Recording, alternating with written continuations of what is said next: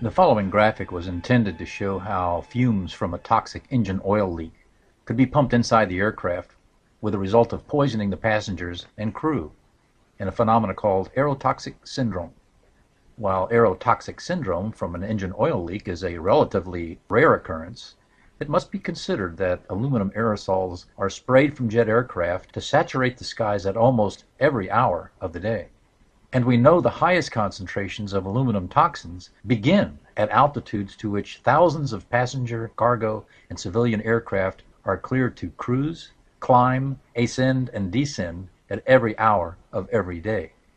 The identified problem in cabin air contamination is a device called a bleed air valve.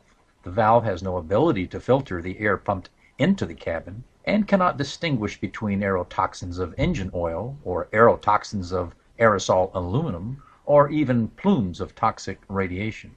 So it's no longer enough to say that aerotoxic syndrome is only related to an engine oil leak.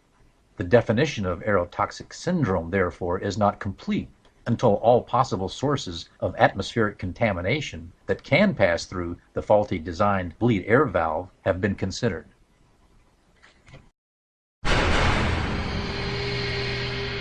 So how does oil from the engines get into the cockpit? Well, every airliner flying today gets fresh air in the same way.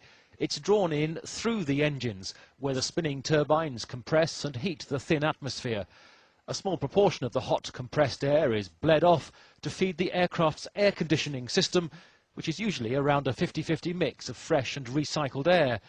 But the fresh air is not normally filtered, so any contamination from leaking oils can form a fine, potentially toxic mist.